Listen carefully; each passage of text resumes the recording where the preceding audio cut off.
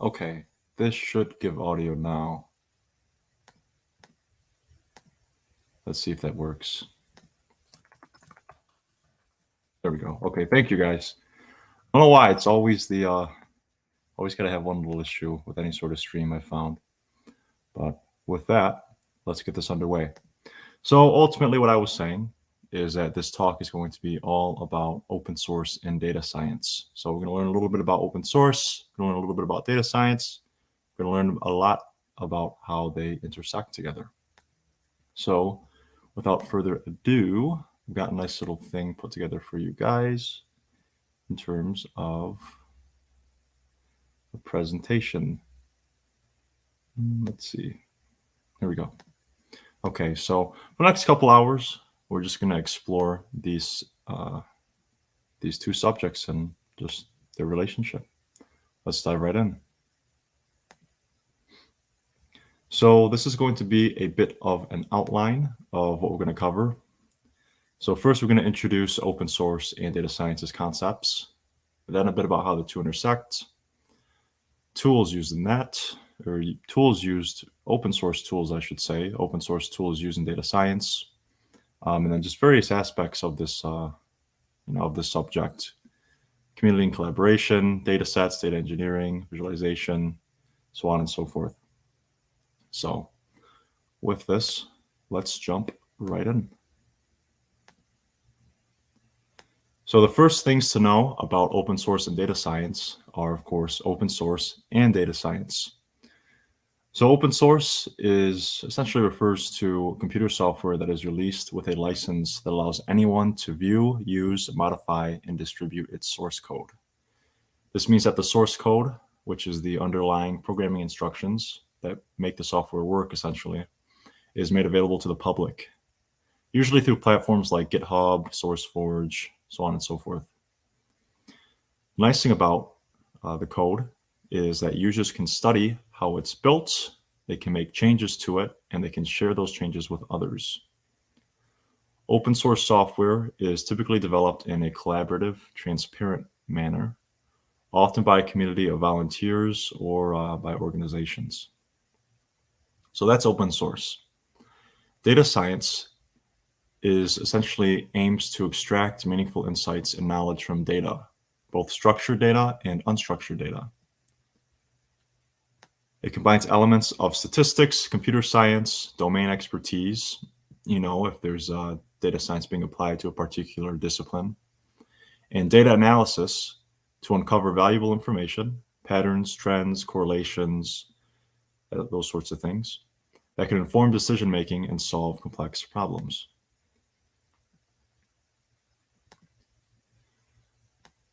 So there are lots of benefits of using open source solutions and software in data science. Quite a popular choice for data scientists and organizations alike. Some of the key benefits we see here: it can be cost effective, there's community support, transparency. I'm going to talk a little bit about all of these for a moment. So in terms of being cost effective, open source tools are typically free to use, which significantly reduces the overall cost of data science projects. This is especially important for startups, small businesses, and educational institutions with limited budgets. For community support, open source projects often have active and diverse communities of developers and users who contribute to the software's improvement. They can also provide documentation, offer support through forums, mailing lists, online resources. The community support in this manner can be invaluable when troubleshooting issues or seeking help. In terms of transparency, open source software is transparent, meaning you can examine the source code to understand how it works. This transparency allows you to customize and extend the software to meet your specific needs, which can be crucial for data science tasks that require specialized tools. Flexibility and customization. Open source tools provide the flexibility to adapt and customize software to your unique data science requirements, meaning that you can modify, extend, or integrate different tools to create a tailored workflow. There's also a vast ecosystem of open source data science tools and libraries available. We're going to see quite a few coming up in a bit. Popular options like Python with libraries such as NumPy, Pandas, scikit-learn, and TensorFlow. Admittedly, I usually only read about these things, haven't really discussed them in person, so forgive me on any pronunciation. These sorts of libraries offer a rich set of capabilities, making it easy to find and implement solutions for a wide range of data science tasks. For interoperability, open source tools are often designed to work well with other open source software. This interoperability simplifies the integration of different components into a coherent data science pipeline, and you can often connect them with proprietary software as needed. So data science pipeline we're going to be talking a bit more about once we get into data engineering. For learning and skill set, many data scientists and students use open source tools to learn and develop their skills. This accessibility can foster a more diverse and skilled data science workforce in the end. Portability, lots of benefits here. What are we, about almost halfway through? For portability, open source tools are typically available on multiple platforms, making it easier to work across different operating systems and environments. For rapid development, the collaborative nature of open source development often results in faster updates, bug fixes, and the introduction of new features. This allows data scientists to stay current with the latest advancements in the field. For security, open source software is not immune to security issues, but its transparency can help identify and address vulnerabilities more quickly. Additionally, the community can actively contribute to improving security. No vendor lock-in. Using open source tools avoids vendor lock-in, where an organization becomes dependent on a specific vendor's proprietary software. This independence allows for greater flexibility in choosing software and prevents potential issues related to vendor discontinuation or changes in licensing terms, which is a fear in all sorts of different disciplines nowadays.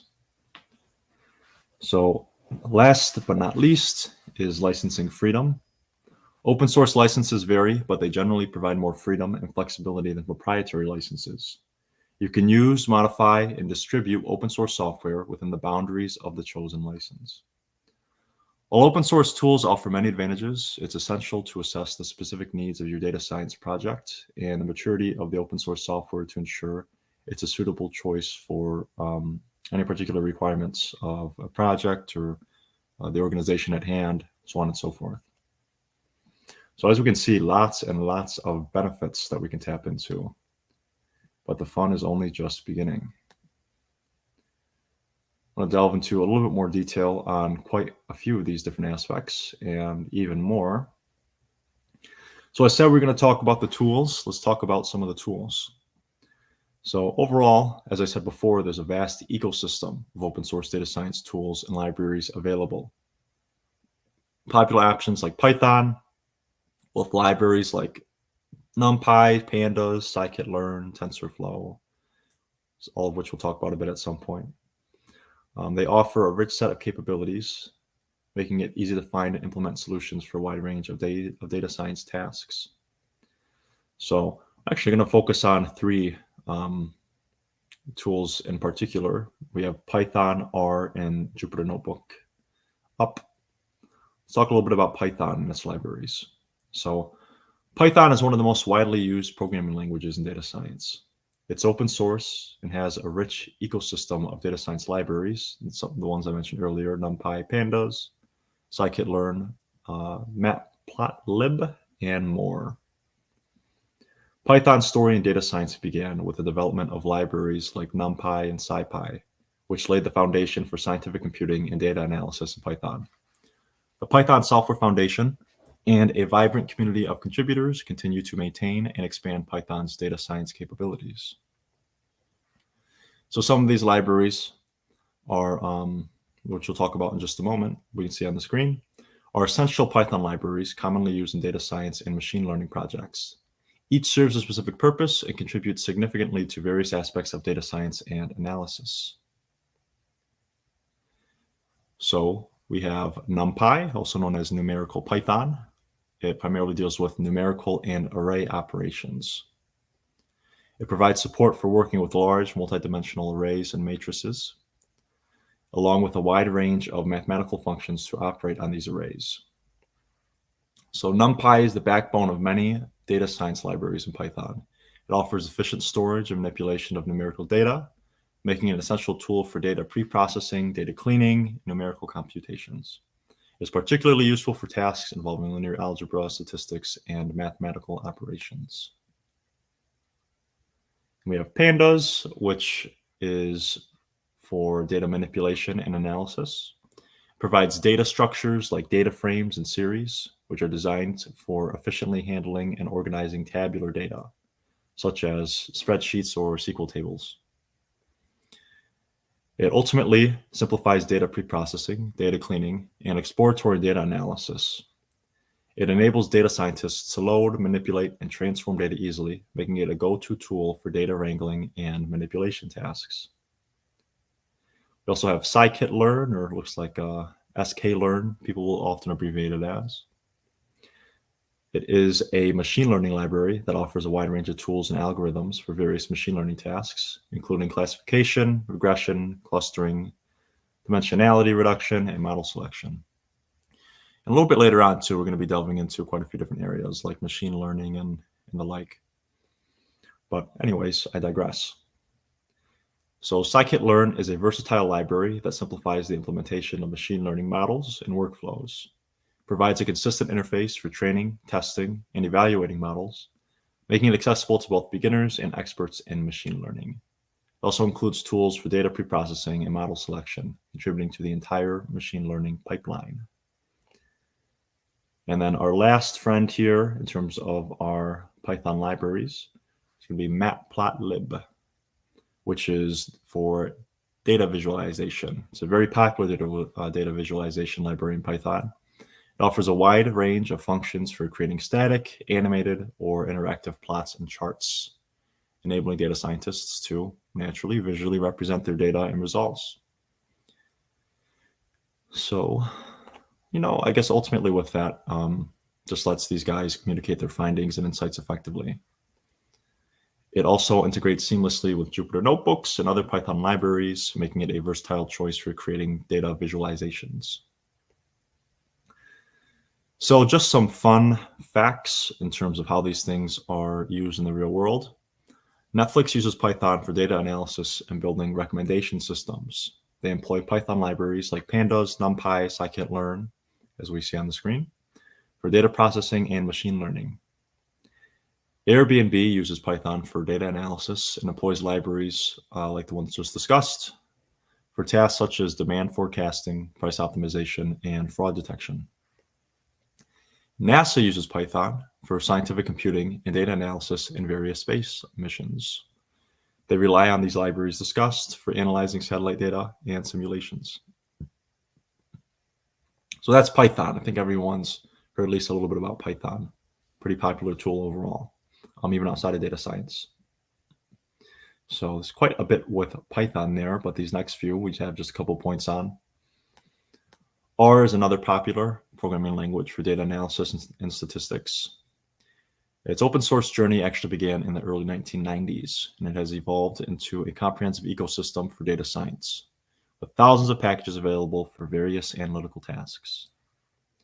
And the R community has a long history of collaboration and has been instrumental in the development of packages that we'll discuss shortly, like ggplot2 and Caret, as we see on the screen. ggplot2 we use for data visualization and Caret for machine learning. So we're going to dive a little bit into each very briefly. So ggplot2 is an R package for data visualization. It allows users to create complex and customized data visualizations through a high-level declarative syntax that tickles you in any way. Caret is for, well, I guess we can talk a little bit more about ggplot. It's ultimately nice for simplifying the process of creating like a wide range of data visualizations. Stuff like scatter plots, bar charts, line graphs, histograms, and all the more. It's particularly helpful for producing aesthetically pleasing and informative data visualizations.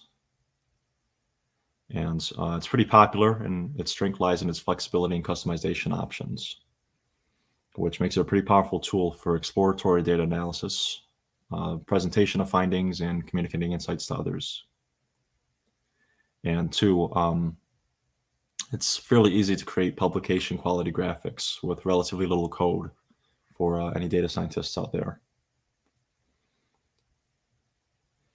Now for Carrot, which mainly deals with machine learning, it provides a unified interface for training and evaluating machine learning models. It offers a consistent framework for building and evaluating predictive models, including classification and regression, by providing a wide range of algorithms and tools. So ultimately, it allows data scientists to work with multiple machine learning algorithms without needing to learn the intricacies of each one separately. And it's particularly valuable for selecting the best model and optimizing its parameters, enhancing the efficiency of the model selection and evaluation process overall.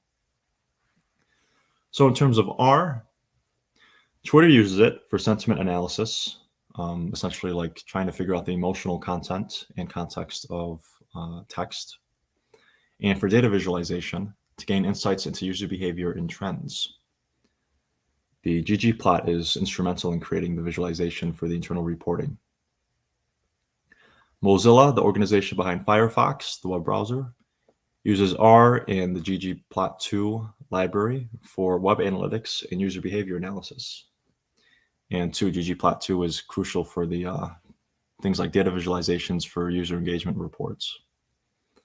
And then CERN, the physics collider organization, I guess you could say, it uses R and ggplot as well, pretty popular library, for data analysis and visualization in particle physics experiments,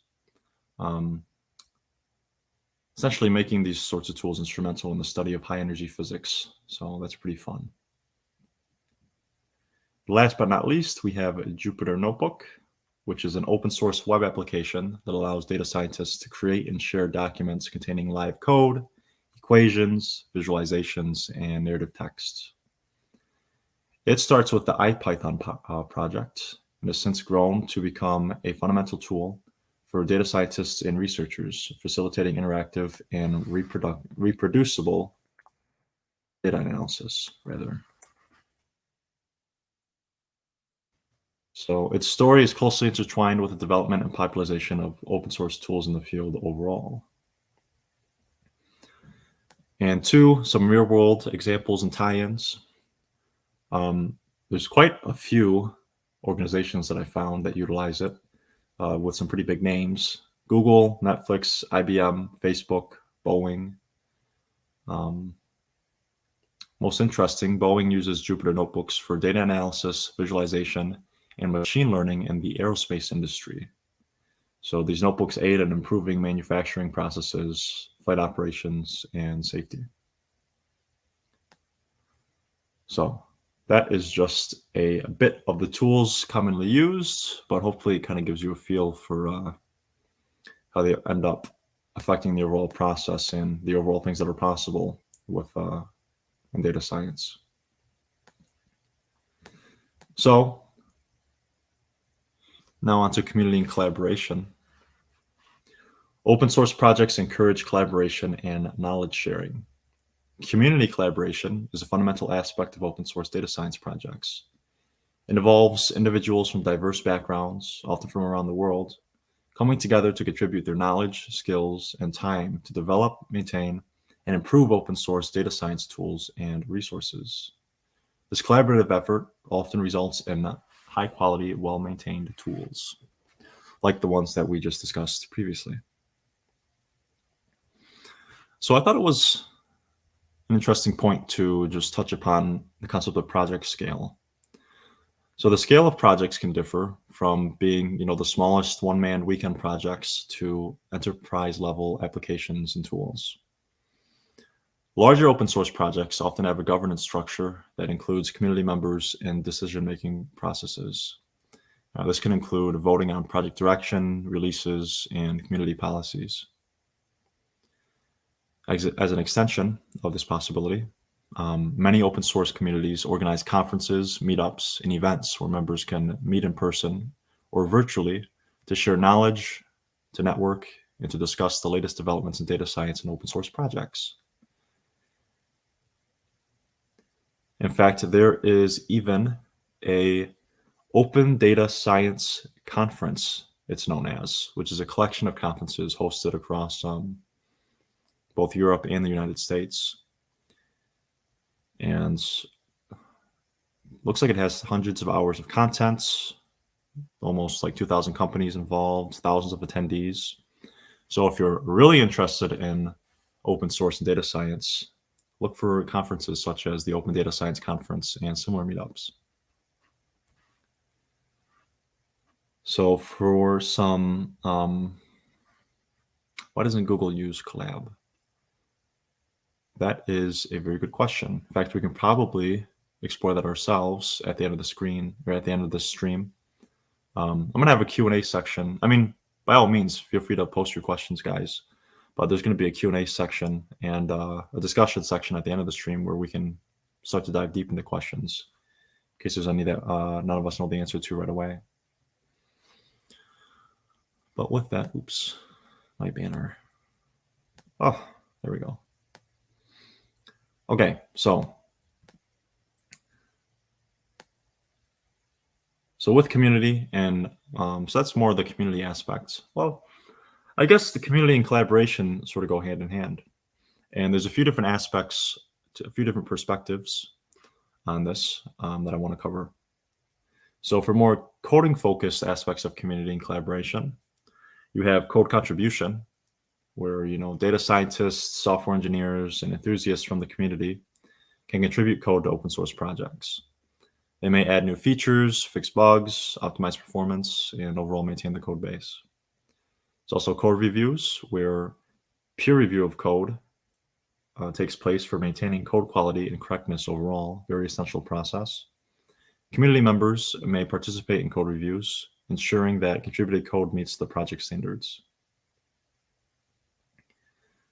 And last, there is, oops. Sorry, just trying to get the chat up. Kind of freaked on me. Okay, so last but not least is issue tracking and bug reports. So community members play a crucial role in identifying and reporting issues or bugs in open source software. They may submit detailed bug reports, which can help developers diagnose and fix problems. So that's more of the more of the coding focus, more of the coding heavy aspects of the project itself. But it's also adjacent ways to contribute and adjacent just roles and tasks to fulfill. One of them is documentation. So collaborators will also create and maintain documentation for open source tools. This includes user guides, tutorials, and API references to help others understand and use the software efficiently. User support, where active community members provide support through forums, mailing lists, and social media. They answer questions, troubleshoot problems, and assist other users in making the most of their open source tools. There is even translation and localization. For really large and global open source projects, community members often volunteer to translate software and documentation into different languages, making the tools more accessible to a global audience. This is one of my favorite aspects of just the sense of community. So you're going to have people with all these sorts of different skill sets. Again, not even directly programming related, but they're just able to make all of these amazing resources by pulling together their talents and their skills and such. I just love it. But with the use, there's also feature requests. So users and developers can suggest new features or improvements for open source projects. Community input helps shape the roadmap of these projects, ensuring they meet the needs of a broader audience. So I think anyone that has any sort of experience at all, using an online service, not even necessarily coding a program, just using any sort of online service or online, any sort of online community to learn anything, is pretty familiar with these things. But they're easy to take for granted. When the focus is so heavy and open source on these things, as it is, it really creates a rich environment, a rich ecosystem, a rich culture around just these aspects of making things clear, up to date, high quality for the users of these open source tools and softwares. So now for the data science focused aspect of community collaboration, there's collaborative research. So open source projects often serve as platforms for this. Researchers from different organizations and backgrounds can work together on solving complex problems using open source tools. There's also data sharing, where some open source projects involve sharing data sets. The community can contribute data sets and share them with others for research and analysis. And then pretty quickly, just education and community. There's educational initiatives where many open source data science projects will run educational programs, workshops, webinars, you name it. Volunteers may organize and lead these initiatives to teach others how to use the software effectively. As we talked about a little bit earlier, there's also conferences and meetups, events, where members can meet in person or virtually to share knowledge, to network, and to just discuss the latest developments in data science and open source projects. And then what we should all be pretty familiar with are things such as hackathons and challenges, us here at Major League Hacking. So open source projects may even organize hackathons or data science challenges, encouraging community members to collaborate in solving specific problems or improving the software. So overall, community collaboration in open source data science fosters innovation, drives the development of cutting-edge tools, and promotes knowledge sharing and access to technology, making it an essential aspect of just open source data science in general. Okay, so for those who like to get into the numbers and think about how to reduce costs, that's what this is all about. Again, lots of different benefits, lots of different aspects of open source data science to consider. So this isn't usually the thing that, students would necessarily have on their mind at first, but it's definitely a major factor in the real world. So cost effectiveness is a crucial factor that has driven its widespread adoption, or that has rather driven open source data science to widespread adoption for just all sorts of different projects and scopes. Open source data science solutions offer a range of benefits that make them cost effective, and these advantages can be observed in various use cases. So just a few that we have listed here. There's reduced licensing costs. So for data science, I'll break things down a little bit by scale, where we're kind of talk about how these things apply maybe to like individuals, then startups, then to large enterprises. So you can see how the effects of them change as the entity at play, which is utilizing these, or how the entity at play is affected by these things at different levels. So for reduced licensing costs, for data scientists or hobbyists, there's open source tools like the ones we talked about before, Python, R, Jupyter. These provide powerful and free alternatives to expensive proprietary software. And then for larger entities like startups, for example, emerging startups with tight budgets can leverage open source tools to build and scale their data science capabilities without incurring substantial licensing fees. For instance, a startup might use Python with some of the libraries we covered before to develop machine learning models. And even large enterprises can significantly reduce their software licensing costs by adopting open source tools. As we talked about before, a few of the big name companies like Netflix, for example, Netflix actually uses something called Apache Spark, which is an open source big data processing framework. And that certainly saves them costs compared to proprietary alternatives. So that's reduced licensing costs. For community support, as we talked about a little bit earlier, the open source community offers a vast pool of resources, including forums, documentation, Q&A websites. What do people say when you have an issue? Go on Stack Overflow. If you have any sort of coding challenges with anything, including open source libraries. So startups can benefit from the knowledge shared by the open source community. reducing the need for extensive in-house expertise. And larger enterprises can tap into the collective experience, or the collective expertise rather, of the open source community to address issues and improve their data science workflows. So IBM, as we talked about earlier, uses Jupyter Notebooks, which have a vibrant community for various data science tasks. So for customization and scalability, open source tools enable data scientists to customize algorithms and workflows to suit their specific needs. So for instance, a researcher working on a unique natural language processing project, for example, can modify something like, I think it's like Spacy, SPACY. It's an open source library that I found for natural language processing. It's very, very easy to modify the functionality of it to meet their sort of requirements. And startups can tailor open source solutions to their business needs, allowing for scalability as the company grows. And large enterprises can build scalable and highly customized data science platforms using open source tools. So for example, Facebook developed Prophet, an open source forecasting tool, to meet its internal forecasting needs. Interoperability. I'm going to see that word quite a bit.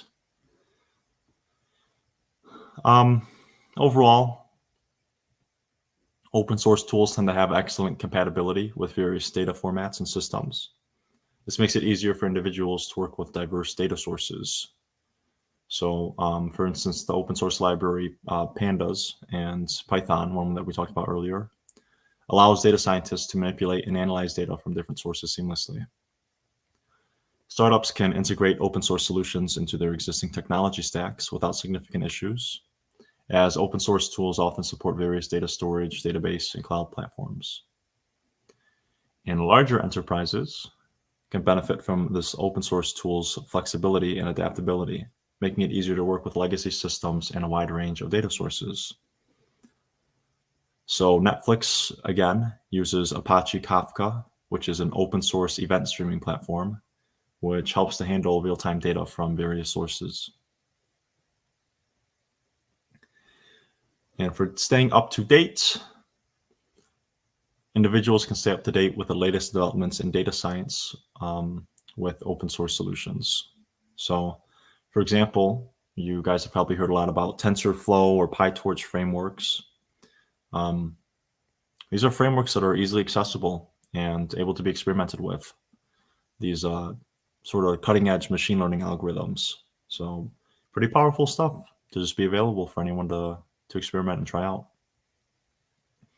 Startups can quickly adopt new technologies and techniques that emerge in the open source community. They can leverage state-of-the-art algorithms and models to remain competitive in their respective industries. And larger enterprises can ensure they're using the latest advancements in data science by actively participating in the open source community or closely following developments in relevant projects. So with this, I wanted to dive a little bit more into real-world examples. I find that the most interesting. So Airbnb has their dynamic pricing model. Airbnb utilizes an open source framework called Apache Airflow for orchestrating their data pipelines. This allows them to efficiently process and analyze vast amounts of data related to property listings, user behavior, and market trends. They also employ open source tools like scikit-learn and stats models for building the dynamic pricing model, which adjusts prices based on factors like demand, seasonality, and local events. By using open source tools, Airbnb has reduced infrastructure costs and maintained flexibility in developing and adapting their data science solutions. Uber has their Kepler.gl data visualization tool. So Uber developed Kepler.gl, which is, again, an open source data visualization tool for geospatial data. It allows users to create interactive and customizable maps, very crucial for Uber's operations and decision-making. The tool is widely used within Uber for visualizing and analyzing data related to transportation and traffic patterns. So by open sourcing Kepler.gl, Uber reduced the development and maintenance costs associated with building a customized geospatial data visualization tool. Additionally, it encourages community contributions and improvements. So again, very, very much in tune, in line with the open source culture and community. So we have even more. Again, just fascinating stuff, how this all ties into these big name companies. Zillow has their Zestimate home value model, Zestimate. Zillow uses a variety of open source technologies with this home value estimation model. They employ the R programming language, one that we talked about earlier, for statistical analysis, and Python with libraries like scikit-learn and XGBoost for machine learning. Their data science team also contributes to open source projects, making improvements to tools such as these. So open source data science tools have allowed Zillow to develop a sophisticated home valuation model while benefiting from community contributions and keeping costs in check. Now going up into outer space, NASA has their planetary data system, which are essentially archives and shares vast amounts of data collected from space missions. They actively use open source tools like Python, Jupyter Notebooks, and libraries such as AstroPy and SpacePy to analyze and visualize planetary data. They also contribute to the open source scientific Python ecosystem. Open source data science tools enable NASA to analyze and process enormous data sets cost effectively. Their contributions to open source projects enhance the capabilities of these tools and benefit the wider scientific community. And last but not least, a bit of a wild card in this list is Walmart, with their essentially use a open source big data processing framework called Apache Spark, and they use it for various data analytics tasks. They process and analyze data from sources like customer transactions, supply chain, and social media to gain insights into consumer behavior, inventory management, and marketing strategies. By adopting open source big data technologies like Apache Spark, Walmart can efficiently process large volumes of data, optimize their operations, and reduce infrastructure costs compared to proprietary solutions. So overall, these real-world examples demonstrate how open source data science solutions have been employed by various organizations to address complex challenges, reduce costs, and leverage the power of community-driven development. Open source tools and frameworks have become essential components of data science and analytics across different industries, as we can certainly tell by these diverse examples, ultimately fostering innovation and cost-effective solutions. So I don't know. I just find it fascinating, all these services that we use every day. And once you start to look under the hood a bit, you see the power of statistics and data science and all of that, just keeping it running. Okay, so quite a bit on cost effectiveness, but again, kind of an interesting world. And it just keeps coming. Customization is one of the key advantages of using open source data science solutions. For any sort of scale of entity, it allows them to tailor their data science workflows, algorithms, and tools to meet their specific needs. So there's flexibility for research projects. As we see on the screen, researchers often require customized data analysis and modeling solutions to fit the unique requirements of their projects. Open source tools like Python and R provide extensive libraries and packages, enabling researchers to create tailored workflows. So for example, a scientist working on climate modeling can customize the algorithms in an open source scientific computing library like NumPy or SciPy to suit their research needs. Customization also comes into play for learning and skill development. So aspiring data scientists and researchers can benefit from customization to gain in-depth knowledge of data science techniques. By working with open source libraries and frameworks like scikit-learn or TensorFlow, mentioned earlier.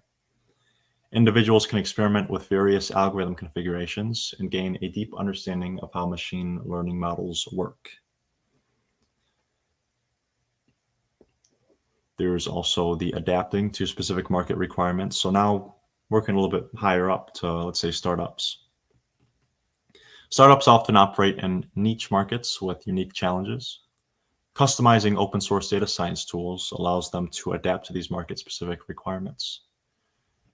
So, for instance, a healthcare startup can, let's say, can customize open source natural language processing libraries to develop specialized healthcare information extraction models. And again, kind of tying a little bit into what we just talked about on the last slide.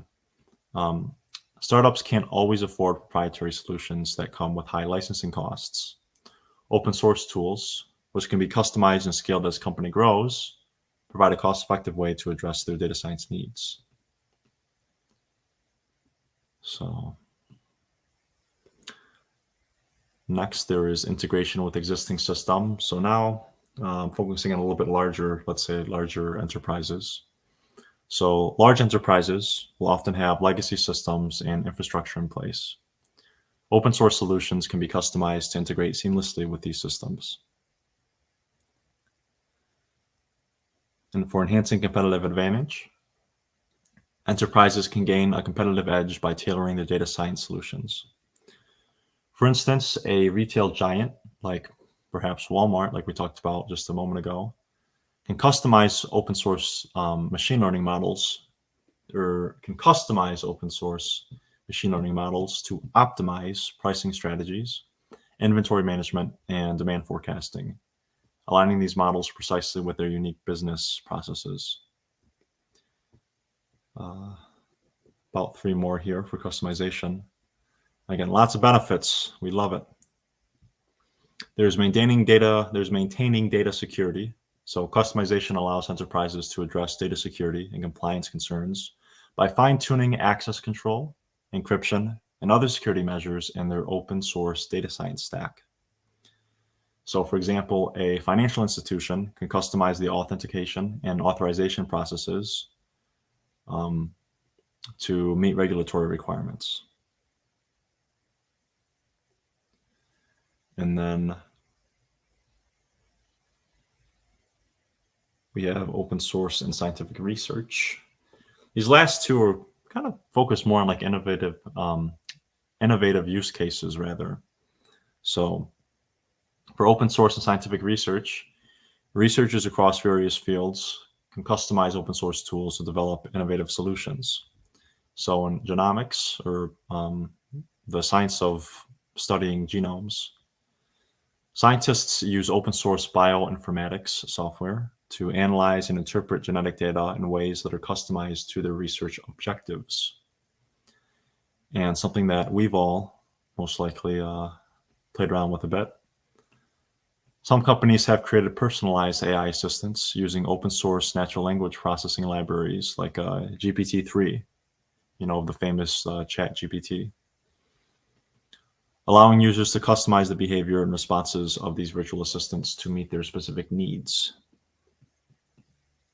So very, very handy. The ability to customize open source data science solutions provides a multitude of benefits, from addressing unique business challenges to facilitating learning and research. Open source tools offer the flexibility and adaptability that individuals, startups, large enterprises, so on and so forth, can leverage to build tailored data science solutions, making them a powerful choice for a wide range of use cases. So as we've seen, very, very customizable, to say the least. Next, we have transparency. So transparency in, well, I guess let's just jump right in with some of these benefits here. So transparency in open source data science solutions means that all the underlying code, algorithms, and methodologies are openly available. This fosters learning opportunities, as we see here, for learning and skill development, allowing individuals to explore, understand, and build upon existing solutions. So, for example, aspiring data scientists can study the source code of popular open source machine learning libraries like scikit-learn to gain a deeper understanding of how algorithms work. For community collaboration, transparent open source projects encourage collaboration and knowledge sharing. So individuals can contribute to open source initiatives, enhancing their skills and building a professional network. Many data science enthusiasts participate in open source communities by contributing to projects or sharing their insights on platforms like GitHub or Stack Overflow. And then again, working more towards like the startup range, we have reducing entry barriers. So startups often have limited resources. Open source data science solutions with transparency enable startups to leverage established technologies without the need to develop everything from scratch. Well, that kind of goes for everyone though, but I'm sure startups appreciate that too. For a more startup specific example, a new fintech startup can use open source data analysis and visualization tools to create financial dashboards quickly. And then for compliance and trust, transparency is essential for startups and regulated industries. Using open source tools with transparent code allows startups to demonstrate compliance with regulations and build trust with customers and investors. So startups in the healthcare sector, for example, can use transport open source healthcare data analysis tools to ensure privacy and compliance with healthcare data regulations. And then again, taking a bit of a step higher for now, customization and control. So see, there's a lot of, throughout all these things, there's a little bit of some of the other topics that we already talked about kind of sprinkled in. So you can kind of see everything's connected. And all the benefits that something like this brings, like open source data science, they're multidimensional, and those different dimensions can color each other in multiple ways. So anywho, with this, again, for customization and control, transparency in open source data science tools provides large enterprises with the ability to customize and control their data analytics and machine learning workflows. They can tailor algorithms, data processing pipelines, and models to their specific business needs. So, for example, a large e-commerce company can customize open source recommendation algorithms to improve personalization. And then security and compliance. Transparency is crucial in ensuring data security and regulatory compliance. Large enterprises can scrutinize the code of open source security and privacy tools, such as encryption libraries, to confirm that they meet industry standards and do not introduce vulnerabilities. The ability to review and modify code is vital for organizations in sectors like finance and government. And then I guess you could say from a more quality assurance perspective, there's things like peer review and data integrity. So for peer review, open source data science solutions undergo continuous peer review from the global community. This quality assurance process helps identify and rectify errors, bugs, and security vulnerabilities promptly. Transparent code and collaborative development enable users to report issues and suggest improvements. This ensures the reliability and robustness of open source tools. In terms of data integrity, transparency in data processing pipelines is essential for maintaining data integrity. Organizations can inspect and verify how data is transformed and analyzed, ensuring that no bias or errors are introduced during the process. Open source data pipeline tools can offer transparency in data movement and processing. So overall, transparency and I guess just as a whole is a bit of a core tenet of open source data science, offering numerous advantages for learners and, well, really any sort of entity, as we talked about, some startups, large enterprises, so on and so forth. It enables knowledge sharing, quality assurance, customization, and the development of trust in data science applications. Open source projects that embrace transparency empower users to better understand, modify, and trust the tools they rely on for data analysis and machine learning. So another aspect of open source data science solutions and the benefits that come with the data science aspect is flexibility. So this flexibility, this said flexibility, stems from the ability to work with various data formats, platforms, and hardware, as well as integrating different libraries and tools to create custom data science pipelines. So again, starting on more of an individual focus, there's data exploration and learning, where open source data science tools provide a diverse ecosystem that allows individuals to explore and learn with various data formats. So Python was something we talked about earlier, one of our programming languages, supports a wide range of data types and formats. And so an individual data scientist can easily work with structured data in formats like CSV or unstructured data formats in text or JSON, and even image and audio data using any sort of appropriate open source libraries. There's experimentation, which essentially individuals can experiment with different data science libraries and frameworks. So if an individual researcher wants to, they can seamlessly switch between using something like scikit-learn for traditional machine learning tasks, TensorFlow for deep learning, and PyTorch for research and experimentation. For cost-effective scalability, projects and, again, especially organizations need to be resource efficient. Open source data science tools can be easily scaled to accommodate the growing data and analytical demands of these sorts of entities. So for example, different organizations can initially use small clusters for data processing and later scale to larger clusters for using libraries for big data analytics. For tailored solutions, again, kind of working in more of a customized angle here. So it's possible to tailor data science pipelines using open source tools to meet any specific needs for a project. So again, let's just say a startup, if there's a startup in the e-commerce sector, they can integrate open source recommendation systems and customize the recommendation algorithms to improve the personalization of product recommendations for their customers. And then we have legacy system, customized workflows. Let's see. So for legacy system integration, and what this comes to most people's minds is large enterprises, as many large enterprises have legacy systems in place. Open source solutions can offer flexibility in integrating with these legacy systems. So for example, a manufacturing company can integrate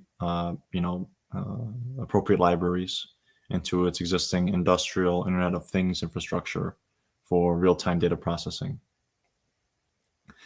Customization, again, large enterprises, for example, often require highly customized data science workflows to meet the unique demands of their industries. They can build custom data science or custom data pipelines by integrating open source libraries for data movement, transformation, processing, and analytics.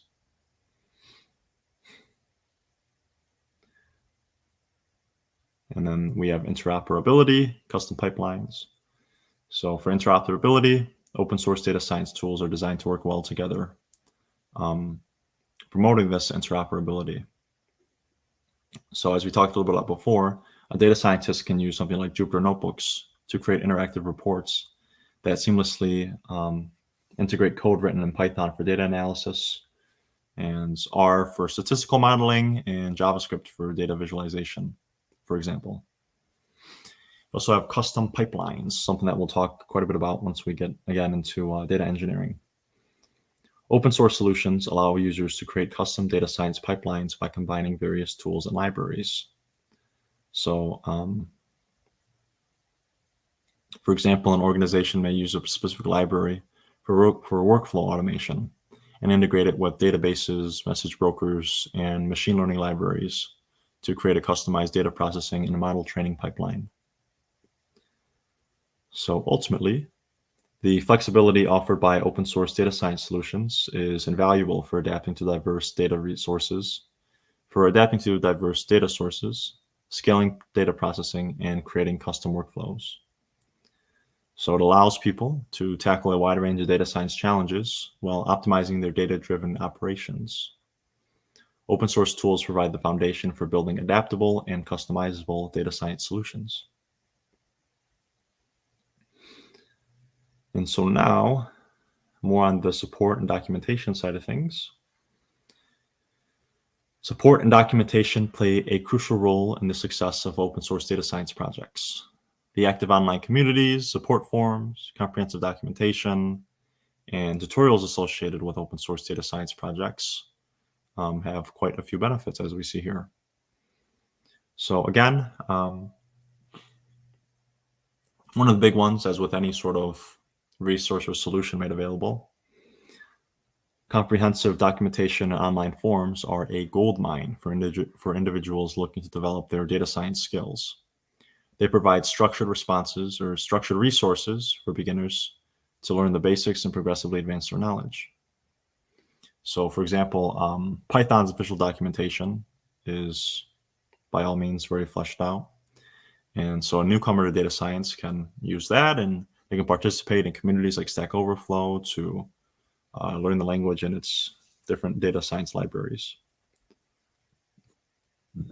For problem solving and troubleshooting, as individuals experiment and work on personal projects, they often encounter challenges. Active online communities and support forums provide quick and efficient solutions. Learners can ask questions, get assistance, and troubleshoot errors, which accelerates the learning process.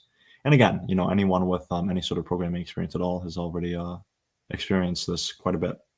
So something that is easy to take for granted, but its power is very, very much appreciated.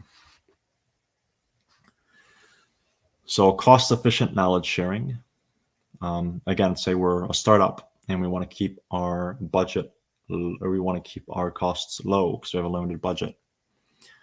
Open source projects, active online communities offer a cost-effective way to access expertise. Startups can utilize forums and documentation to seek solutions to data science challenges, enabling them to address complex problems without the need to hire expensive specialists. And for a startup, which often has a fast-paced startup environment, or in a fast-paced startup environment, timely solutions are crucial.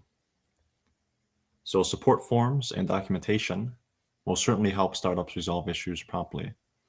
Whether it's configuring databases, or fine-tuning machine learning models, or optimizing data pipelines, startups can find answers quickly. Then we have integration and scalability, customization and development.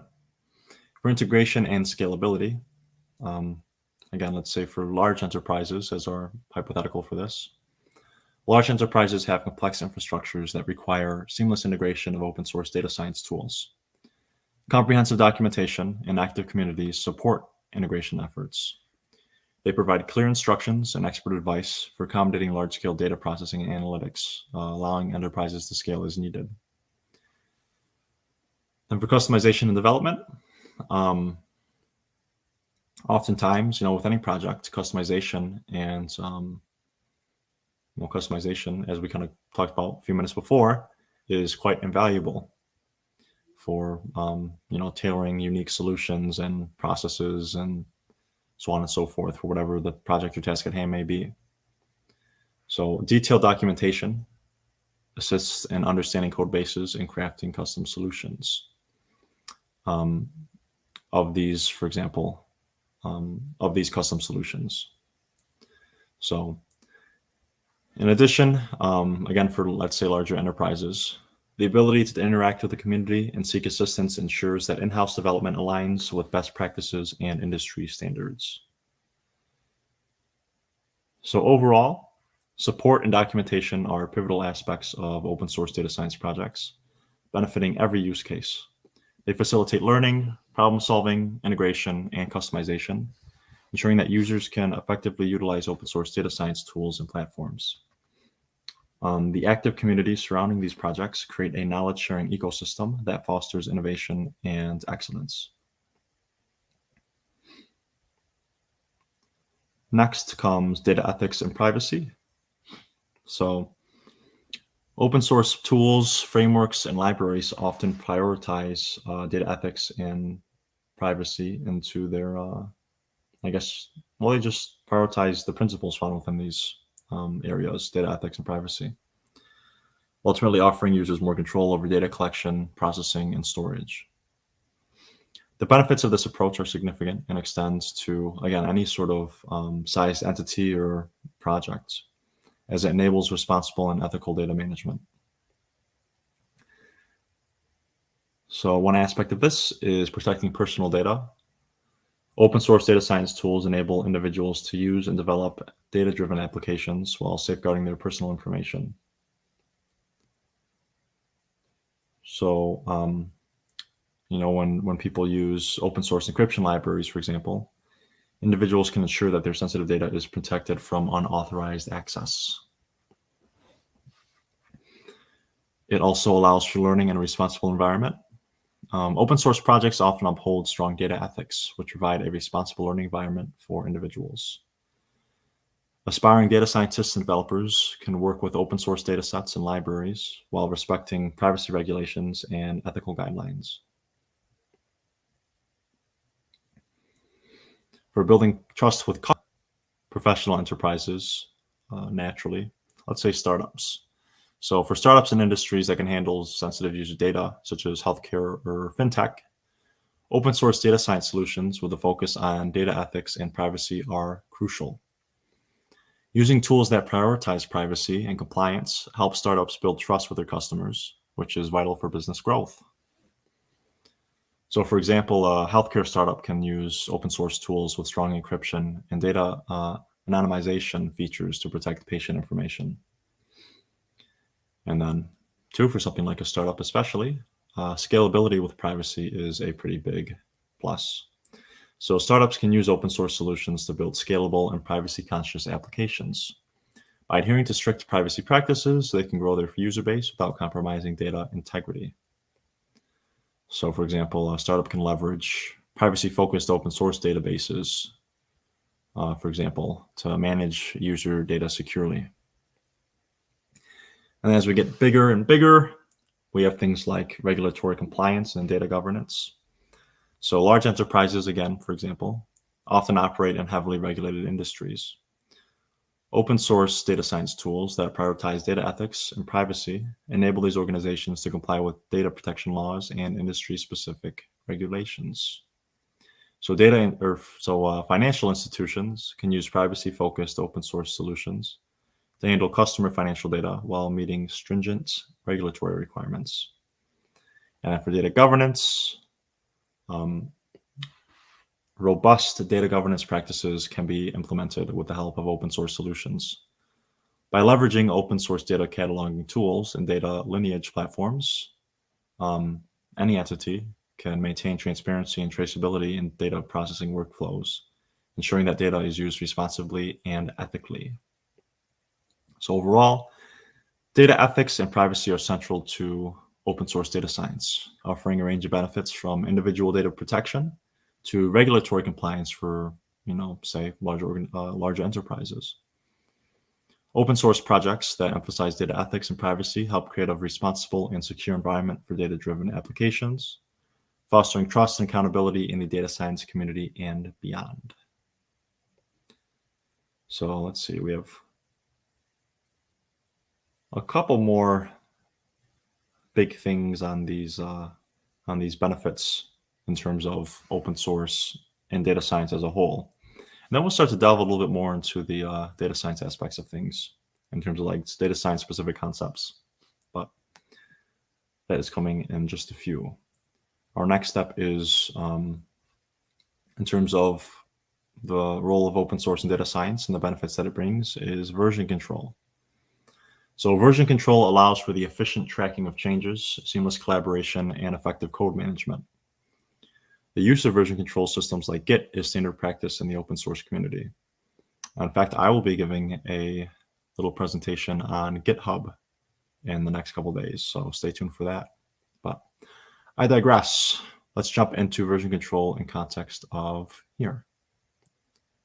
So for change tracking, version control is invaluable for keeping track of changes in data analysis, code, and product or project documentation. This ensures that users can easily revert to previous versions if a mistake is made, or if they want to compare the impact of different changes on a project. There's also project reproducibility, where version control makes it possible for people to share their work with others while maintaining project reproducibility. By recording changes, data scientists can document the exact state of the project, including code and data at a given point in time. For collaboration and teamwork, more developed projects often involve small teams or even solo founders of, say, an organization working on data science projects.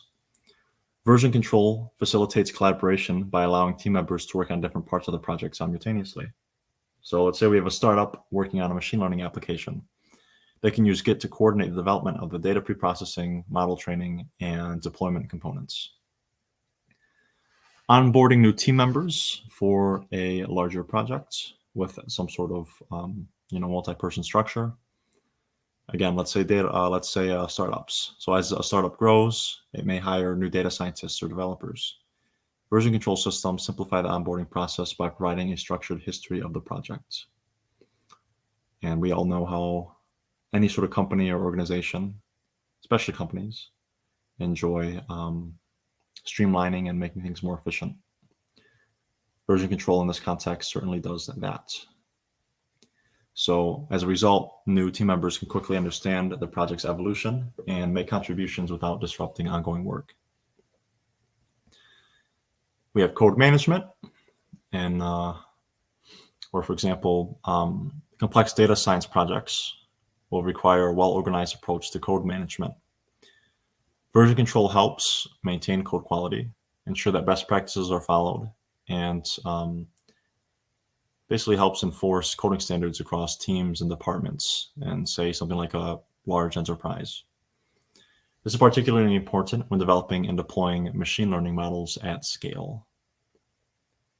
And then for auditing and compliance, especially for large enterprises, again, enterprises often operate in regulated industries such as finance and healthcare. Version control systems, along with proper commit messages and documentation, help organizations meet auditing and compliance requirements by providing a detailed history of changes and contributions to the project. So version control is certainly a cornerstone of open source data science, enabling efficient collaboration, code management, and reproducibility. It's a vital component that empowers users to manage and develop data science projects with transparency and accountability. Git and related tools are essential in the open source community for maintaining a structured and organized approach to data science work. And now we get to licensing. Probably not the most exciting thing in people's minds, but with it comes a lot of power in how projects can establish themselves and control their use and so on and so forth. So ultimately, understanding open source licenses is essential to ensure compliance and make informed decisions when using open source data science solutions. So some principles of licensing overall would be openness and collaboration. Open source licensing promotes openness and collaboration. It's built on the principle of making software and data science tools freely available for anyone to use, study, modify, and distribute. This philosophy encourages a culture of sharing knowledge, enabling a broad community of developers, data scientists, and researchers to work together. Again, deceptively powerful. Another principle is that of freedom and transparency. Excuse me again. Freedom and transparency, we were saying. Open source licenses uphold the freedom of users and creators. They emphasize transparency in software development and data analysis processes. Users have the freedom to access the source code, understand how software works, and modify it to suit their needs. Creators, in turn, have the freedom to share their work openly and benefit from the contributions of others. For innovation and adaptability, open source licensing fosters innovation and adaptability, as we say.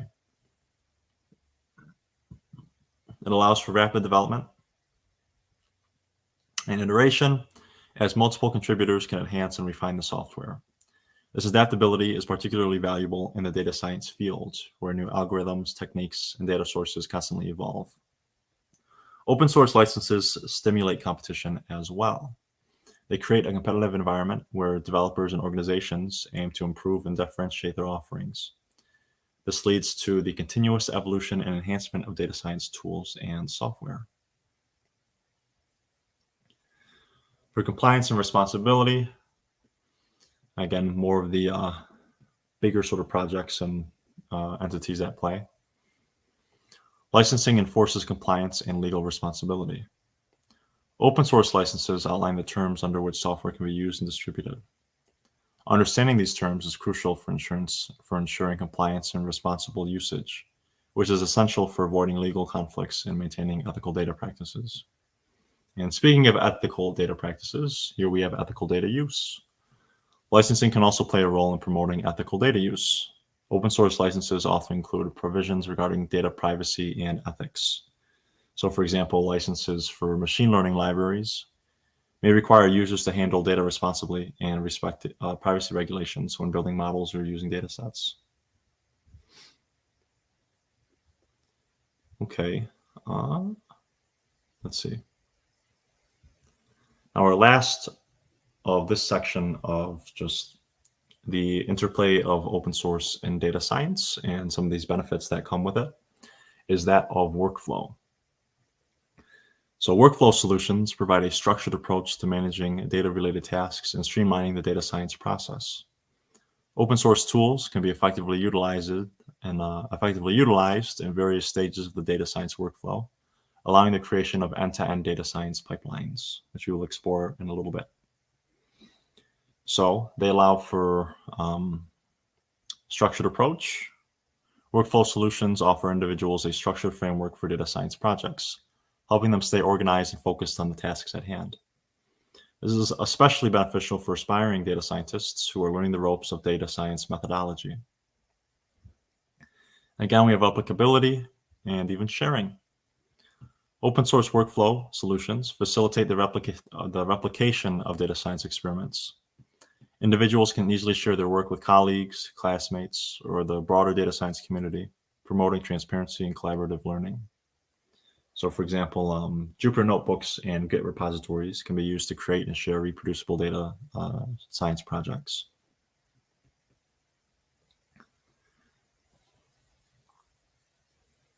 Then for, efficiency and productivity. Workflow solutions streamline data-related tasks and processes, allowing, let's say, startups to operate efficiently. By automating data acquisition, cleaning, analysis, and reporting, startups can allocate more time and resources to strategic decision-making. And we have also scalability, or again, taking on the perspective of startups. As one grows, workflow solutions ensure that data science operations can scale seamlessly. By using open source workflow management systems, they can handle increasing data volumes and complex data processing requirements without overhauling their existing infrastructure. Then for data governance and interoperability, again, we're seeing these in a lot of different aspects, but with something as multidimensional as open source data science, the benefits of one area will color the benefits of another. So at times, there must be strict data governance and compliance standards being met. So workflow solutions offer centralized management of data pipelines, making it easier to enforce data governance policies and ensure that data is handled responsibly and securely. And two, at times, especially with, say, large enterprises, there can be diverse data sources and systems. Workflow solutions allow for the seamless integration of, let's say, open source components and legacy systems. This flexibility ensures that data science pipelines can be designed to work with a variety of data sources and platforms, including databases, cloud services, and on-premises systems. So Workflow solutions in open source data science offer structure, efficiency, and scalability. These solutions enable the creation of end-to-end data science pipelines, ensuring that data-related tasks are organized, efficient, and compliant with data governance standards. Open source tools play a vital role in building and customizing these workflows, making them accessible to a broad range of users in the data science community. So with that, we've covered a lot of the big perspectives on the implementation of open source software solutions, what have you, in the realm of data science. So now at this point, I want to delve a little bit more into just kind of the aspects and processes and sorts of things that data science as a whole deals with and utilizes, and seeing how open source colors these different areas, these different aspects of data science in a way to just improve them or offer more options or so on and so forth. Just another perspective on how open source affects data science in a more from a more detailed perspective. So now talking more about the methodology of data science and seeing how open source as a concept interfaces with it. First going to start with, I guess you could say the foundational resource of data science would be data itself, and from there, data sets. So data sets provide the raw material that data scientists work with to conduct analysis, develop models, and derive insights. They are collections of structured or unstructured data representing observations, measurements, or records of a particular domain or problem. Data sets are essential for training and testing machine learning models, conducting statistical analysis, and performing various data-driven tasks.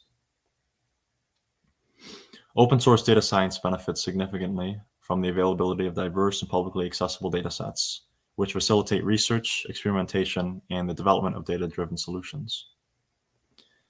So some key aspects of data sets are the data types. So data sets can contain a wide variety of data types, including numeric data, categorical data, text, images, audio, and more. The nature of the problem and the data available determine the types of data sets used. Data sets can be structured, as in, say, tabular data with rows and columns, or unstructured, like text documents, images, audio recordings. Structured data is typically easier to work with, while unstructured data often requires pre-processing. Another key aspect is features and labels. Data sets often consist of features, as in independent variables, and labels, or dependent variables. In supervised learning, features are used to predict labels. For instance, in a data set of housing prices, features might include square footage, the number of bedrooms, and location, while the label would be the price. Data size is another aspect. Data sets can vary in size from small data sets used for experimentation to large data sets, often referred to as big data, which require distributed processing. Data sources is our last key aspect here. Data sets can be sourced from various places, such as public repositories, data marketplaces, APIs, web scraping, sensors, and more. So, as for data sets in the context of open source data science, there's the aspect of accessibility. Open source data science is built on the principle of open access to data. Numerous open source data sets are publicly available and can be freely accessed, downloaded, and used by the data science community. This accessibility supports research, learning, and experimentation. There's also collaborative data sets. Open source data sets are often collaboratively created and maintained by the data science community. Contributors from around the world work together to curate, clean, and enhance data sets, ensuring data quality and utility. Training and education. Open source data sets are invaluable for training and education in data science. They provide real-world examples for students, researchers, and aspiring data scientists to practice data analysis, modeling, and machine learning. There's reproducible research, where open source data sets enable, as we said, reproducible research. By sharing data sets, researchers can validate their findings, allow others to replicate their experiments, and build upon their work ultimately. This promotes transparency and trust in data-driven research. For diverse applications, open source data sets cover a wide range of applications, including image recognition, natural language processing, healthcare, climate science, finance, and social sciences. This diversity supports research and experimentation across domains. For benchmarking, open source data sets are often used as benchmarks for evaluating algorithms and models. They provide standardized testing scenarios, making it easier to compare the performance of different approaches. For data challenges and competitions, open source data sets are used in data science challenges and competitions, such as Kaggle competitions. These competitions encourage data scientists to develop innovative solutions to real-world problems. As for community contributions, open source data sets benefit from community contributions and improvements. Data scientists, developers, and domain experts collaborate to create richer and more informative data sets. And lastly, we have data preparation tools. Open source data science tools and libraries, such as some of those Python libraries we talked about before, Pandas, NumPy, and scikit-learn, offer extensive support for working with data sets, including data cleaning, pre-processing, and feature engineering. So ultimately, data sets are the lifeblood of data science, and open source data science thrives on the availability of diverse and accessible data sets. They provide the foundation for research, experimentation, learning, and the development of data-driven solutions across various domains. Open source communities play a significant role in creating, enhancing, and sharing data sets, fostering collaboration and innovation in the data science field.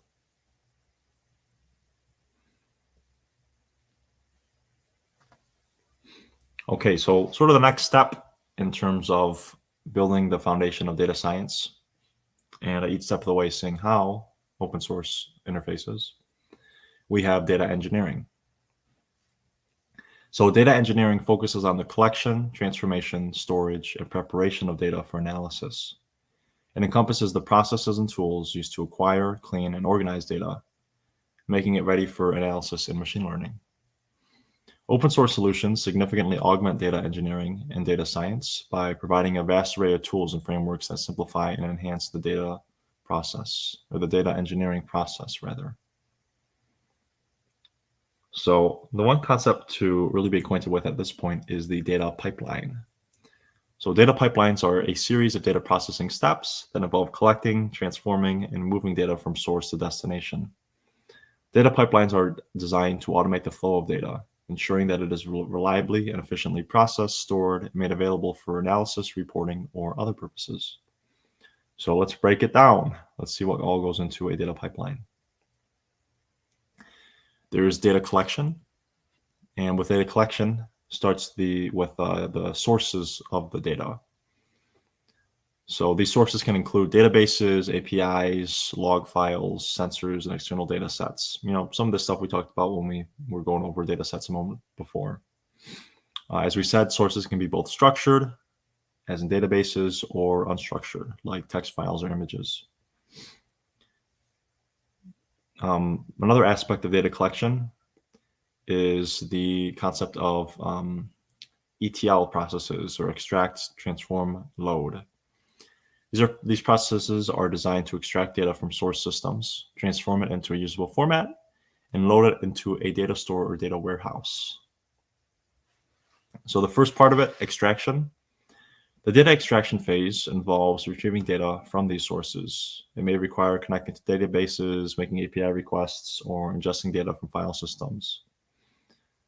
Certain tools or libraries can be used for extraction. For transformation, after extraction, the data is often in raw or unstructured form. The transformation phase involves cleaning, enriching, and structuring the data, which includes handling missing values, outliers, inconsistencies, so on and so forth. As part of the transformation stage, integration involves merging data from multiple sources and resolving schema conflicts to create a unified data set. This transformation step ultimately ensures data quality and integrity. It standardizes data formats and performs calculations or aggregations as needed as well. And then finally, as part of the extract, transform, load process, the last load or loading, once the data is transformed, it needs to be loaded into a storage or data repository. Data can be stored in various data stores, including data warehouses, data lakes, and cloud storage solutions, which brings us to our next bullet point here, data storage. So just two of these solutions here. We'll talk about data warehousing and data lakes. Data warehousing, essentially data engineers design and maintain data warehouses, which are optimized for storing and essentially working with structured data. And for data lakes, those in particular handle large volumes of structured and unstructured data. Afterwards, for data processing, data pipelines can be designed ultimately for what we call batch processing or real-time processing. Two different flavors, if you will. In batch processing, data is collected and processed in chunks at specified intervals. In real-time processing, it ultimately involves the immediate analysis and response to data as it is generated or received. So let's talk a little bit about batch processing first, where data is collected and processed in chunks at those specified intervals. For each of these methods, there's some pros and cons. So the pros of batch processing is going to be efficiency. So batch processing is efficient for large scale. So ultimately, for batch processing, one of the pros is efficiency, where batch processing is efficient for large scale data processing because it reduces the overhead of handling data continuously. It allows for optimizations too, like parallel processing. Batch processing is also cost effective because resources can be allocated during specific processing windows, reducing the need for constant monitoring and real-time infrastructure. It also has high throughputs. Batch processing can process and analyze large volumes of data, making it suitable for historical data analysis and generating periodic reports. Another pro is scalability, where batch processing can be scaled by increasing the processing capacity or parallelism, making it adaptable to growing data volumes. And last but not least, another pro of batch processing is error handling. Errors are easier to manage in batch processing because issues can be identified and addressed at the end of the processing window.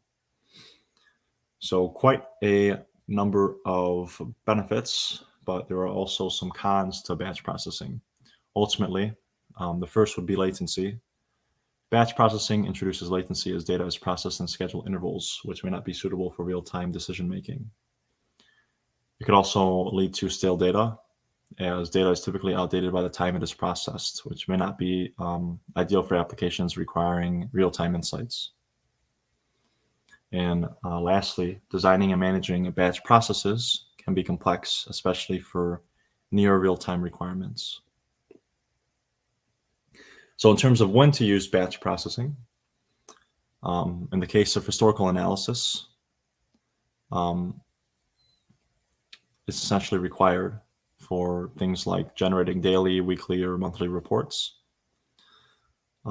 If resource efficiency is strived for, batch processing is suitable when optimizing for resource usage and reducing the cost of real-time infrastructure, if such things are a priority. And the last use case of batch processing would be scalability. It's a good choice when handling large data volumes and when you need to scale horizontally. And let me just kind of skim through a little bit because we have less than half an hour left, but still a bit to cover. Okay, let's jump right back into it. Batch processing. We've essentially covered that. Not to compare it to real-time processing. So real-time processing instead involves the immediate analysis and response to data as it is generated or received, as said before. So the pros to real-time processing of data is that it's low latency, which makes it suitable for applications that require immediate decision-making, such as things like fraud detection and recommendation engines. Real-time processing also has up-to-date insights, allowing organizations to react quickly to changing conditions and make real-time adjustments. There's also continuous monitoring of data streams, which helps to identify issues and opportunities as they occur. And the final pro of real-time processing would be streamlined processes, where real-time data can be ingested and processed without the need for storage, which ultimately simplifies data pipelines. As for the cons of real-time processing, there is complexity, as it often requires sophisticated infrastructure and management. It's very resource intensive, as it requires dedicated infrastructure to handle high data velocities, and it has a higher cost for infrastructure, data processing, and monitoring. When you'd want to use real-time processing, there's a couple of different situations. One is for immediate decision-making. So anything with immediate decision-making or rapid responses to data events, whenever that's critical, real-time processing is a good bet, such as in financial trading, real-time bidding, and sensor data processing. For continuous monitoring of data streams to, say, detect anomalies, performance issues, or security threats, real-time is your best bet. And it's also ideal for applications that rely on streaming analytics, such as recommendations, personalization, and Internet of Things applications. So ultimately, the choice between batch processing and real-time processing depends on the specific needs of the data-driven application. In many cases, a combination of both approaches, often referred to as Lambda or Kappa architectures, is used to achieve the benefits of both batch and real-time processing.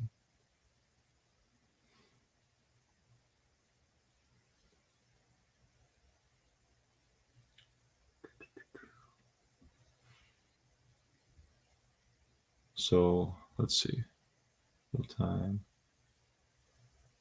Oh, let's see. Quite a bit that we can go over. I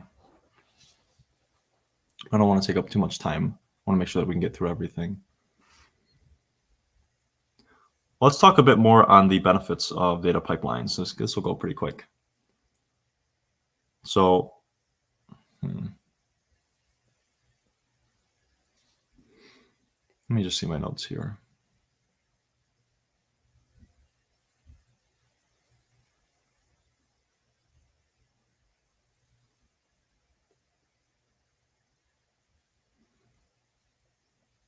I guess let's just jump to how open source solutions essentially help in data engineering. So the benefits of open source data engineering. We have a wide variety of tools. Open source solutions provide a wide array of engineering tools that cater to different needs. This allows data engineers to choose the most appropriate tools for their specific data engineering tasks. It's cost effective, where open source tools are typically cost effective, as we've talked about before. As they are freely available and often run on commodity hardware. This makes them accessible to organizations of all sizes. Again, there's community support, which you've seen, customization, scalability, integration with data science, just integrating into different data science and machine learning tools. There's open source solutions for handling big data and real-time data streams. Cloud services, where cloud providers offer open source based data engineering services that simplify data engineering tasks. Data warehouse alternatives, where Open source databases and data warehousing solutions provide alternatives to proprietary data warehousing services. And stream processing, where open source stream processing frameworks are vital for real-time data engineering. So ultimately, data engineering is the backbone of data science, providing the structured and clean data needed for analysis and modeling. Open source solutions leave data engineers with a wide range of tools and resources, making data engineering more accessible, flexible, and cost-effective. These solutions are essential for organizations, or again, any entity, seeking to harness the power of data for insights and decision-making. So, let's see. How's everyone in the chat doing, by the way? I have quite a bit more to go through. I don't know if we'll have time for it, however. But if we get through to it, then we may not have time for questions. So if anyone has any questions of the like, definitely drop them in now. And if any pop up, we can certainly meditate on them. So that's data engineering. Let's move on to data visualization. So data visualization involves the representation of data in graphical or visual formats to help people understand complex data and make data-driven decisions. So effective data visualization enhances data exploration, analysis, and communication, which ultimately makes it an integral part of the data science workflow. Open source solutions play a significant role in aiding data visualization and data science by providing a wide array of tools and libraries for creating, customizing, and sharing visualizations. We talked about a couple before with Python and R, for example, and Jupyter Notebooks. So as for some key aspects of data visualization and data science, there's data exploration, where data visualization begins with the exploration of the data set. So as we know, there's open source libraries, and say something like Python, which allow data scientists to quickly generate various types of plots, kind of your standard like histograms, scatter plots, and box plots, to gain insights into the data's distribution and patterns. Speaking of patterns, there's also pattern identification, where visualizations help in identifying patterns, trends, and anomalies in the data. So for example, line charts can show temporal trends, while heat maps can reveal correlations in clusters in data. There's also feature engineering, a critical step in machine learning. It helps select relevant features and transform them effectively for model training. Tools such as, say, Seaborn provide specialized plots for feature analysis. For model evaluation, during the model evaluation phase, open source models or open source solutions like scikit-learn offer libraries for creating various plots, including confusion matrices, ROC curves, and precision recall curves to assess the performance of machine learning models. And lastly, there are interactive dashboards as well. There are libraries that enable the creation of interactive dashboards and web-based visualizations. These are valuable for communicating insights and analysis in an engaging and customizable way. Like if you wanted to use filtering or set the scale of different visualizations. So as for benefits of open source, even more benefits of open source, really. Some of these we already covered. I think you guys kind of get the gist. There's accessibility, customization, community collaboration, extensibility as well. I guess that kind of goes with customization, where users can build existing libraries or build upon existing libraries to develop domain-specific visualizations or integrate them with other tools and platforms.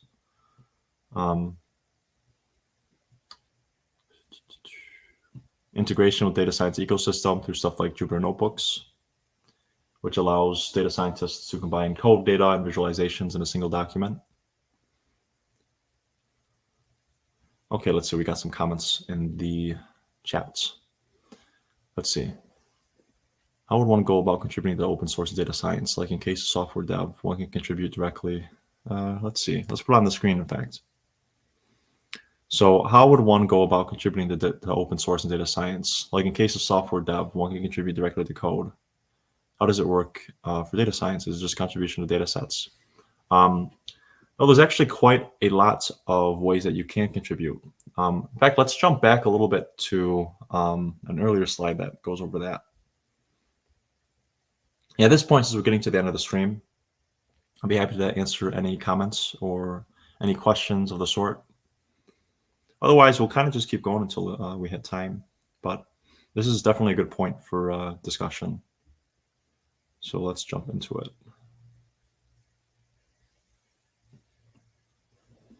So here, for this community and collaboration slide, it goes over a few different ways of how someone can contribute to data science open source project.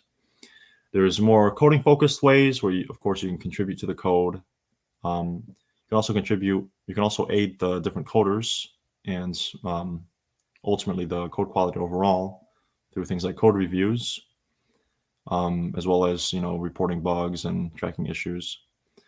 But outside of the realm of coding itself, there's also non-coding things that you can do. Like, well, they're not too far removed, but things like writing documentation or doing user support, even translation and localization for software, for programs that you can create resources for people that just don't have it in their native language yet. That's a huge, huge help. And you can even be the ideas guy if you want and do some feature requests. That's always a fun time. And then too, I have this portion here on data science focused ways that a person can contribute with collaborative research and data sharing. Or two, like even just going out to conferences, meetups, hackathons, doing challenges, so on and so forth. So there's quite a few ways to get involved in contributing to open source in the realm of data science, as you can kind of see here. It's not always necessarily the case that it has to be with the code itself directly, though of course, that's also an amazing way to interface with this aspect of open source. So hope that gives some good insight.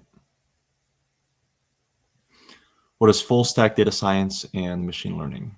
Ooh, how to articulate it? Are you familiar with both like front end and back ends in terms of just as development concepts? In terms of this comment here. And then we have Natalia. Do you know about automatic data analysis libraries for big data analysis? Not off the top of my head, sadly, but we can certainly look into that.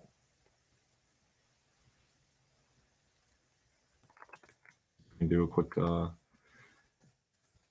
your best resources as a developer too is Google.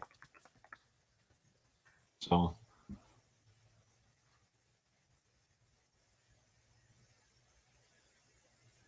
it exports for data analysis. But, I don't know. That's certainly a good question.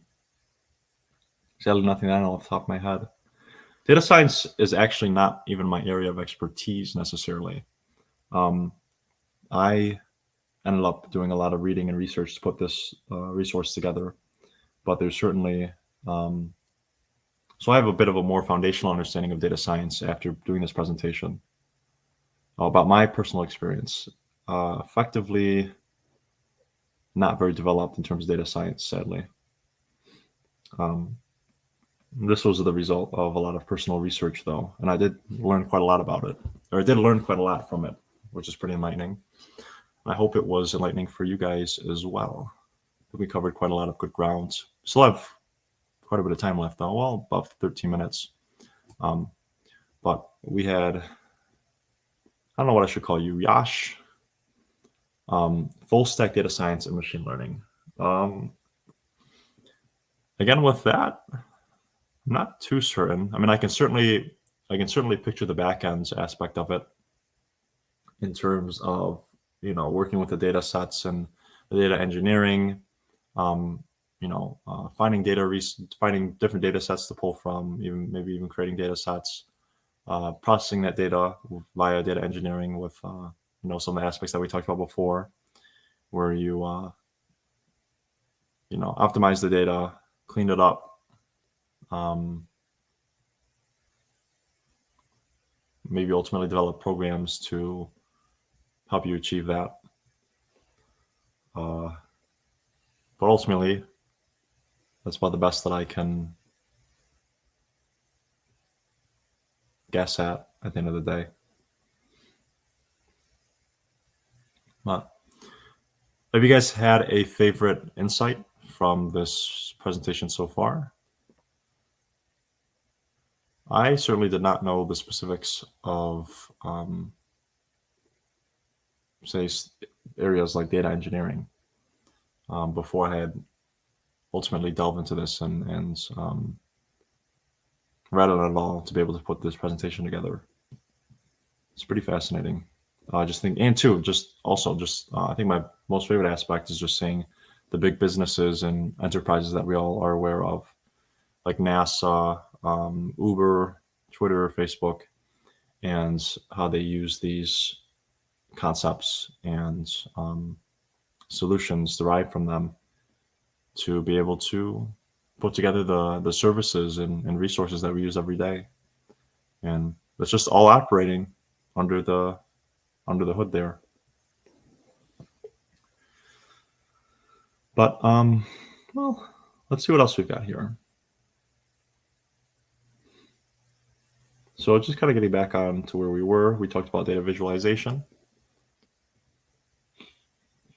Well, here, hopefully we can give you guys some, we have information on machine learning, privacy and security, challenges and considerations, case studies and examples, future trends.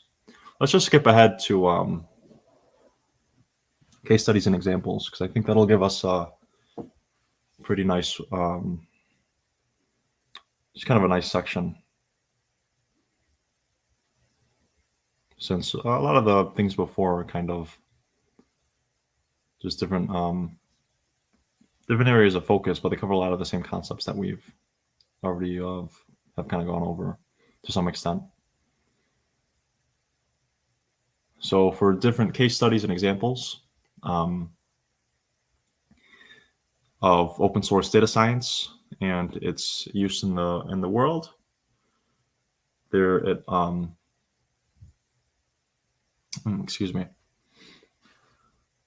A big aspect of that would be, or a big example would be the COVID-19 data analysis. So the open source data science community played a significant role in analyzing COVID-19 data. They created dashboards and models to track the spread of the virus, predict case trends, and visualize the impact. These efforts provided the public with accessible and up-to-date information on the pandemic. Individuals could make informed decisions based on the data, and health authorities could use the insights for effective responses. Another example of the power of open source data science would be in disaster response and relief. Open source data science projects have developed applications and models for disaster response and relief efforts. These tools provide real-time data on disasters such as hurricanes, wildfires, and earthquakes. Your everyday people can use these tools to stay informed during disasters and make informed decisions about evacuation and safety measures. They also help relief agencies target resources effectively and speed up response efforts. There is election data analysis, where during elections, open source communities create tools for data analysis and visualization to track results and voting patterns. These tools enhance transparency and accountability in the electoral process. So everyday citizens can benefit from open source election tools by getting access to accurate and real-time election information. These tools help ensure the integrity of the democratic process and provide insights into voter behavior. And then for some more specific projects that utilize open source data science solutions, Wikipedia has its objective revision evaluation service, which it uses to automatically assess the quality and trustworthiness of edits made by contributors. This ensures the reliability of the content available to the average person as a result. How it works is that the system here uses machine learning algorithms to evaluate edits and assign quality scores, which ultimately helps maintain the accuracy of Wikipedia articles. Then you have OpenStreetMap, which a collaborative mapping project that has revolutionized digital maps and GPS navigation. Many mobile apps and services use OpenStreetMap data, making it a widely recognized tool for the average person's travel and location needs. So open source map ultimately allows users to contribute and edit map data, which is freely available for applications like Google Maps and various navigation apps. We have Health Map. Kind of ties in the map and the COVID stuff that we just talked about. But one of the ways that it works is that it uses natural language processing and data aggregation to detect and report disease outbreaks by monitoring news reports, official health alerts, and social media, which is certainly nice.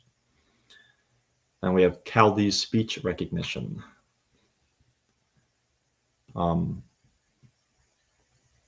Which is an open source toolkit for, of all things, speech recognition.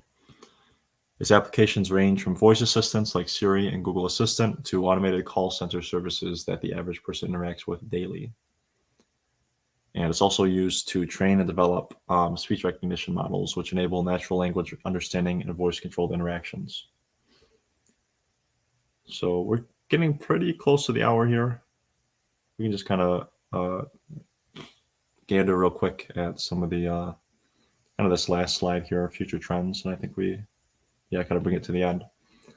So future trends to watch out for: AI and machine learning advancements, automated machine learning. Do we have something on that? No. Okay, just checking the chat.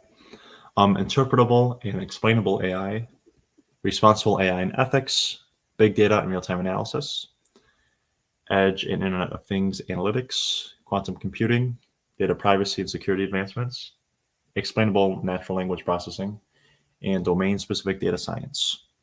Not enough time to go through them all, but if there's one area that interests anyone here, definitely post it in the chat and we can give some information on that, discuss it a bit.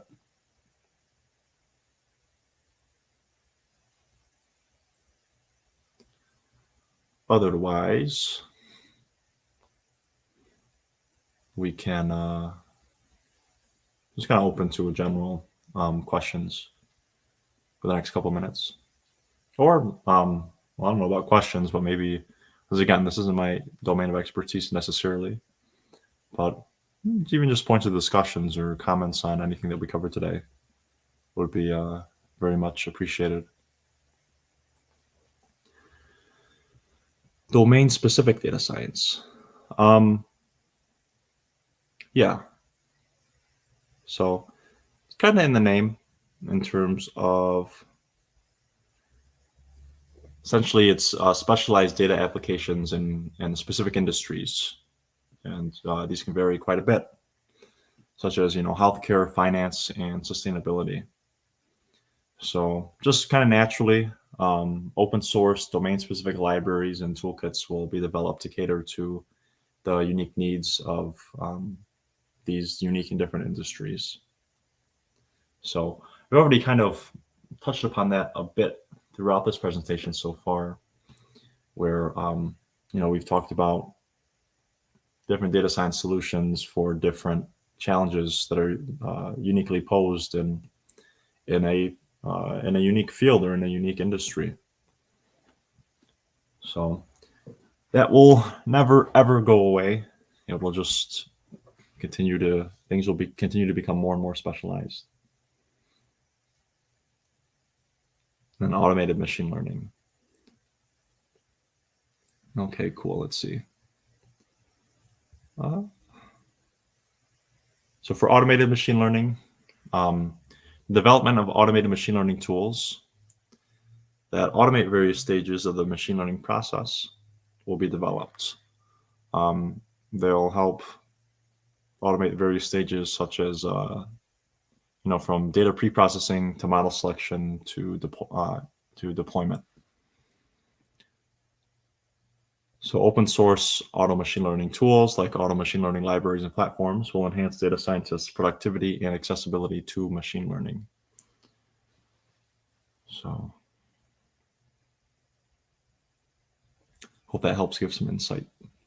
It's kind of crazy, it's just kind of a pattern of, I guess, just the history of human technology. We build tools to optimize our tools, right? That's kind of what manufacturing is.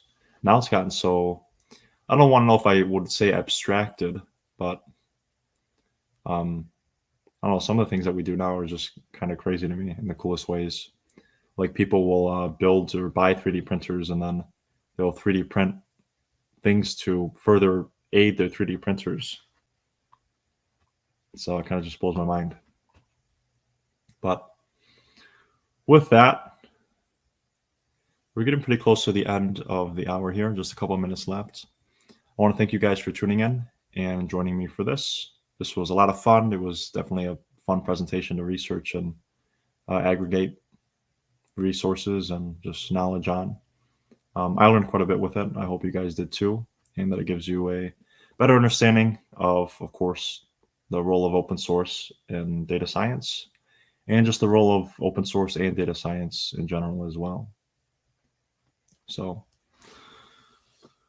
with that, I'm going to bid you guys farewell and bring things to a close for the end of the night. So let's get the pumping tunes going, or the more relaxed ones, and go from here. Have a good night, guys.